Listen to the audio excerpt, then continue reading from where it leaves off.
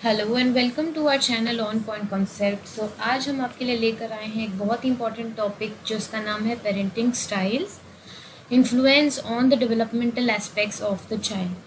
Parenting styles क्या है और उनका क्या इन्फ्लुएंस है किसी भी बच्चे के विकास के ऊपर, ये हम आज डिस्कस करेंगे।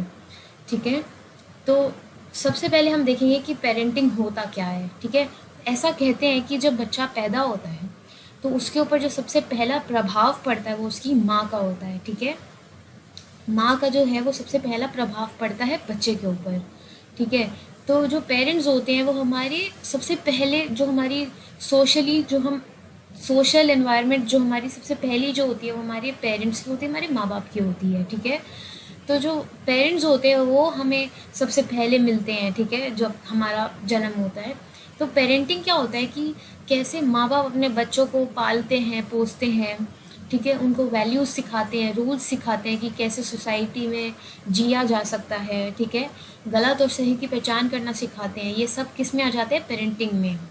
ठीक है, पेरेंटिंग मतलब कि एक बच्चे को माँ बाप किस तरीके से, माँ बाप का जो बिहेवियर है बच्चे के साथ क्या है वो, या वो किस तरीके से बच्चे को कल्चर्स या ट्रेडिशंस पास ऑन करते हैं, या नॉर्म्स या rules regulations of society pass on करते हैं, या क्या क्या क्या क्या वैल्यू सिखाते हैं, किस चीज़ की क्या वैल्यू है ये बताते हैं बच्चे को, या कैसे उसको एजुकेट करते हैं जब तक कि वो अपने पैरों पर स्टैंड ना हो जाए, या एक एक जिम्मेदार नागरिक बनाते हैं, या अडोलेसेंस या अडल्टहुड तक जब तक बच्चे को ज़रूरत होती है माँ बाप की, तब तक माँ बाप कैसे उसका ध्यान रखते हैं, पालन पोषण करते हैं।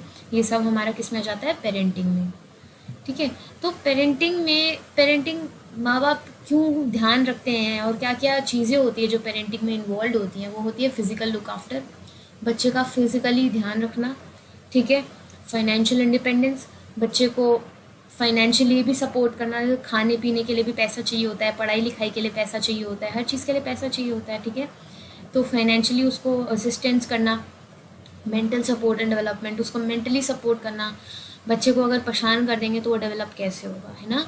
तो मेंटली उसे सपोर्ट करना, उसकी इच्छाओं को जानना, उसकी विशेस को जानना, उसके इंटरेस्ट को जानना, सोशल सपोर्ट एंड डेवलपमेंट। ठीक है, और सोशली उसको सपोर्ट करना।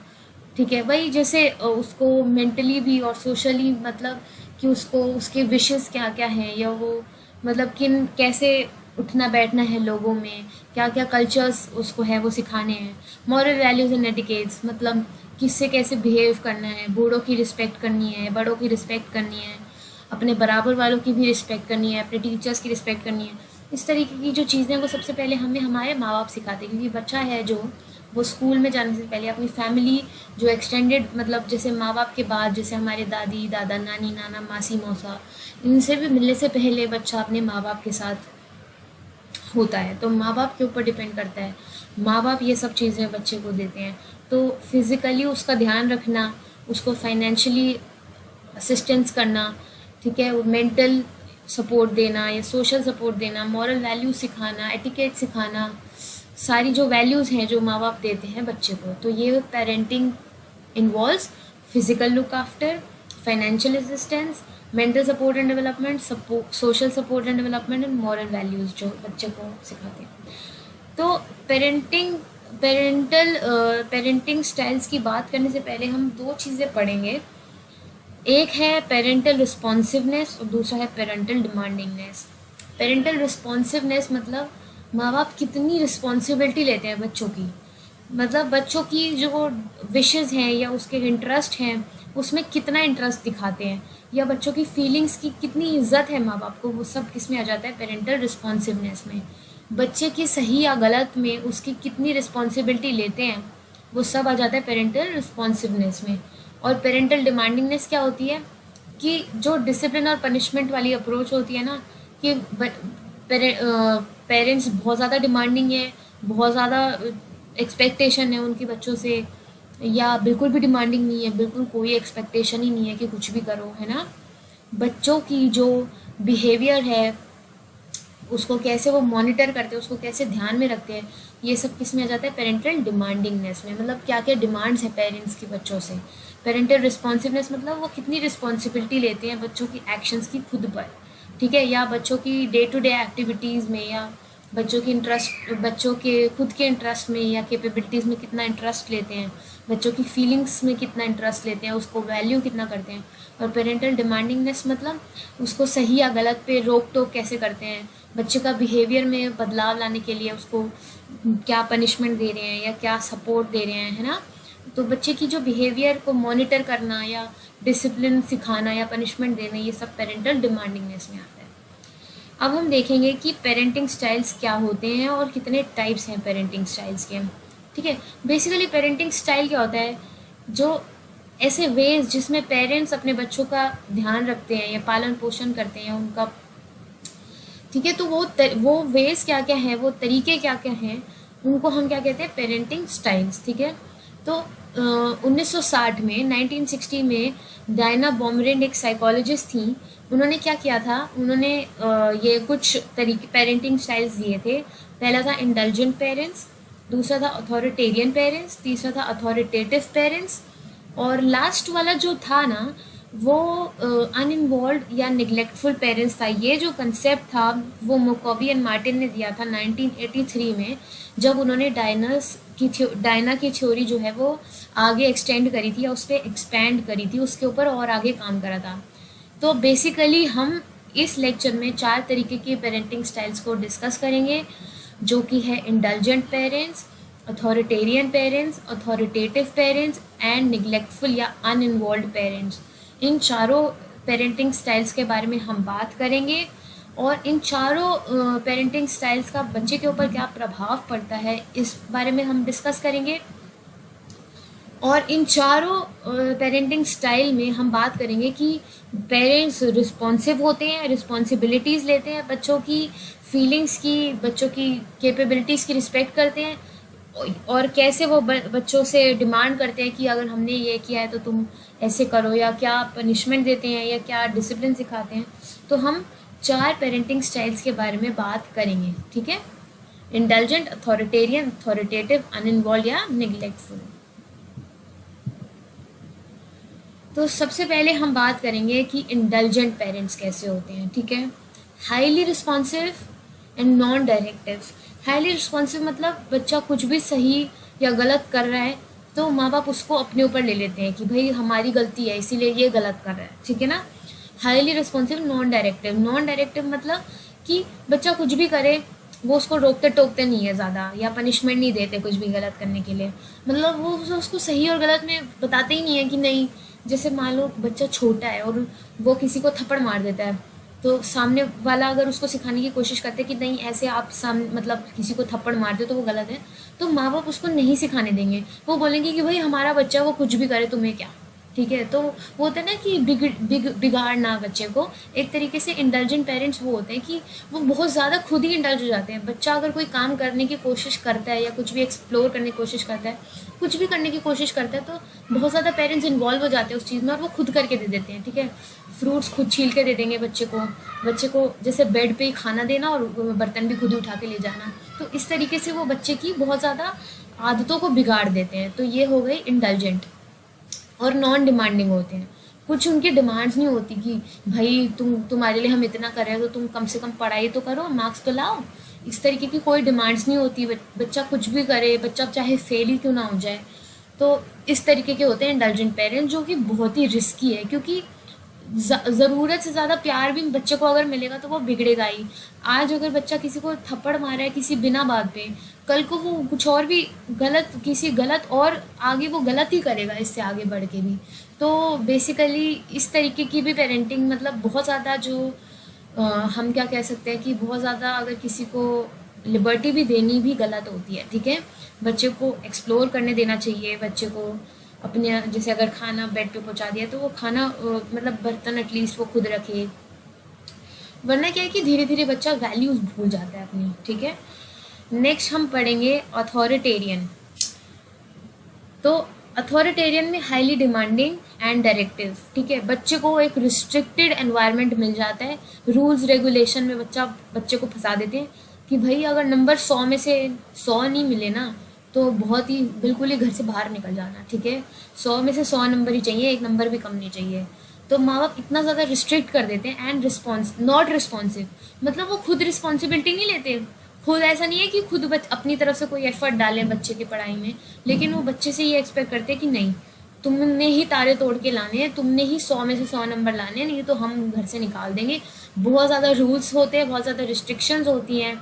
मतलब बच्चा एक ऐसी इन्वायरमेंट में होता है जहाँ पे अपनी क्रिएटिविटी उसकी कुछ नहीं होती है, अपने व्यूज़ उसके कुछ नहीं होते, उसकी फीलिंग्स को नहीं देखा जाता। बस अपने माँ बाप ने जो बोल दिया, जो माँ बाप ने रूल्स बना दिए, बस उसी पे ही चलना है, नहीं तो बिल्कुल ही ख़त्म। ठीक है ना। तो अथॉरिटेरियन, तो ये वाला पेरेंटिंग स्टाइल भी मुझे नहीं लगता कि ये ठीक है, क्योंकि बच्चे को अगर इतना ज़्यादा डरा धमका के रख देंगे तो उसकी मेंटल ग्रोथ पे, मेंटल डेवलपमेंट पे बहुत ज़्यादा फ़र्क पड़ जाएगा। वो बच्चा जब अपने हिसाब से सोच ही नहीं पाएगा तो उसकी क्रिएटिविटी क्या बढ़ेगी, उसकी लॉजिकल थिंकिंग ही नहीं बढ़ेगी। ठीक है ना।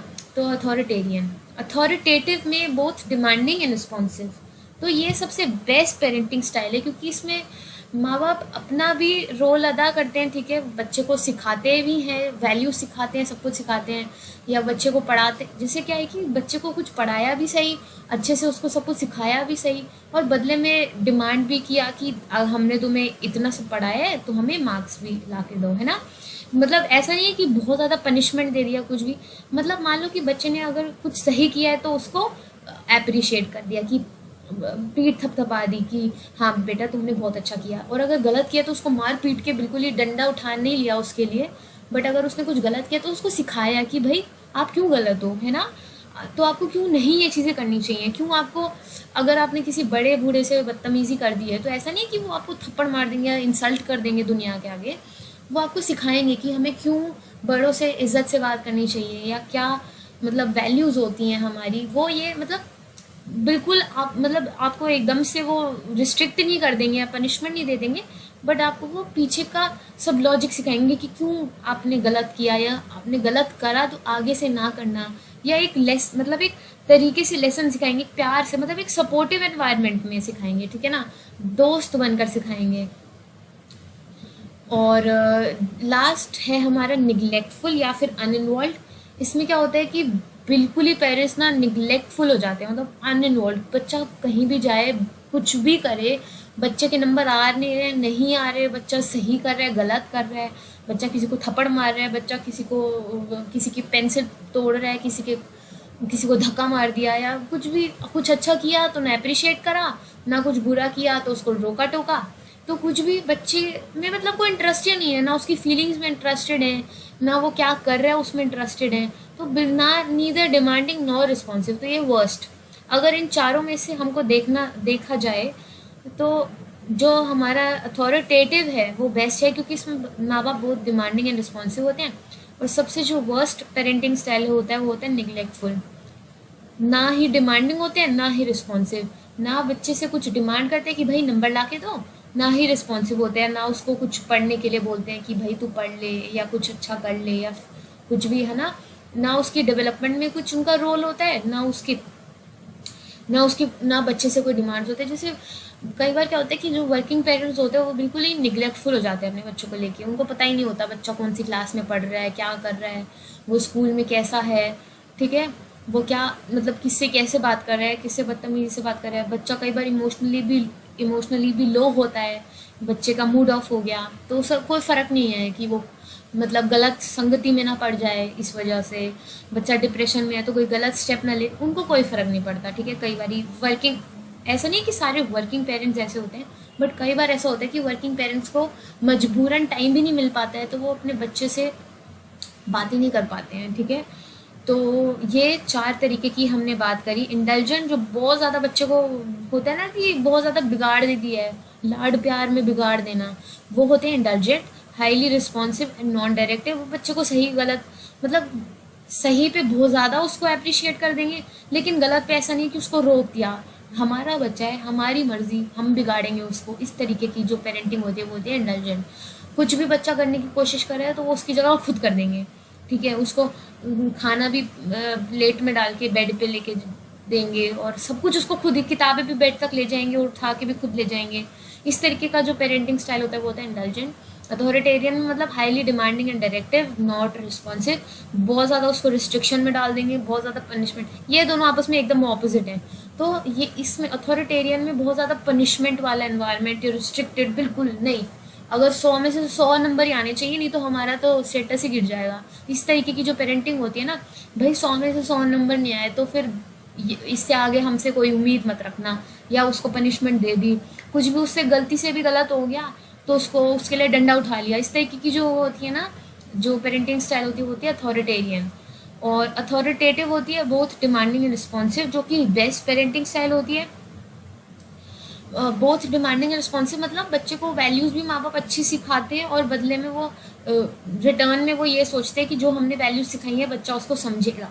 ठीक है, अगर उन्होंने बोला कि नहीं बेटा ऐसा नहीं होता, ऐसे मतलब बड़े बूढ़ों की रिस्पेक्ट करनी चाहिए, तो उनको लगता है कि बच्चा इन रिटर्न उनकी सुनेगा। ठीक है, अगर वो बच्चे की फीलिंग्स को रिस्पेक्ट करेंगे तो बच्चा भी उनकी जो उन्होंने वैल्यूज़ दी हैं उसको वो उसको रिस्पेक्ट करेगा और सीखेगा कुछ उनसे। और सबसे वर्स्ट जो पेरेंटिंग स्टाइल होता है वो निगलेक्टफुल होता है, क्योंकि इसमें बच्चों को ना ही बच्चों से कुछ डिमांड होती है, ना ही उनकी कोई रिस्पॉन्सिबिलिटी होती है, माँ बाप समझते हैं। वो बिल्कुल ही मतलब जैसे होता है ना कि नकारा, उस तरीके से कि कुछ भी उनको फ़र्क नहीं पड़ता, बच्चा किधर भी जाए कुछ भी करे हमारी ओर से। तो ये वर्स्ट पेरेंटिंग स्टाइल। नेक्स्ट है हमारी एजुकेशनल इम्प्लीकेशन। तो अगर टीचर को पता है कि जैसे टीचर को पता है कि माँ बाप किस तरीके से बच्चे के साथ बिहेव कर रहे हैं, ठीक है, घर पे, तो टीचर को पता है, एक तो टीचर को पता है कि बच्चे को कैसी केयर देनी चाहिए, कैसी अटेंशन देनी चाहिए। ठीक है, अगर मान लो बच्चे को के पेरेंट्स वर्किंग है और निगलेक्टफुल पेरेंटिंग स्टाइल है उनका, ठीक है, तो टीचर क्या है कि उसको पता है कि घर पे तो इमोशनल सपोर्ट है नहीं। ठीक है, अगर मान लो बच्चे ने एक आधी बार होमवर्क नहीं भी किया है तो टीचर माफ़ कर देगी कि चलो उसको घर में ऐसा एनवायरनमेंट नहीं मिला, या वो समझने की कोशिश करते कि नहीं बच्चे को जो सही और गलत की जो वैल्यूज़ हैं वो मैं सिखा दूँ। और जैसे पेरेंट टीचर मीटिंग भी रखी जाती है स्कूल्स में, तो पेरेंट्स टीचर मीटिंग में वो पेरेंट्स के साथ भी डिस्कशन कर सकती हैं और बोल सकती हैं कि नहीं आपको थोड़ा बहुत ध्यान देना चाहिए बच्चे पे, या बच्चे की जो स्कूल की प्रोग्रेस है वो ऐसी है क्योंकि उसको घर पे ऐसा एनवायरनमेंट नहीं मिल रहा, या इस तरीके से। तो वो पेरेंट्स को भी अवेयर कर सकती है, नहीं तो बच्चा मतलब मेंटली डेवलप नहीं हो पाएगा, फिजिकली डेवलप नहीं हो पाएगा, है ना। तो बहुत ही ज़्यादा ज़रूरी है कि बच्चे को एक सही तरीके से बच्चे की जो पेरेंटिंग स्टाइल है उसके बारे में टीचर्स को अगर पता रहेगा तो वो तरीके से पर्सनलाइज कस्टमाइज तरीके से बच्चे का ध्यान रख सकती है ना। तो ये कुछ थी educational implications. So I hope कि आपको ये समझ आ गया होगा, and thank you for watching.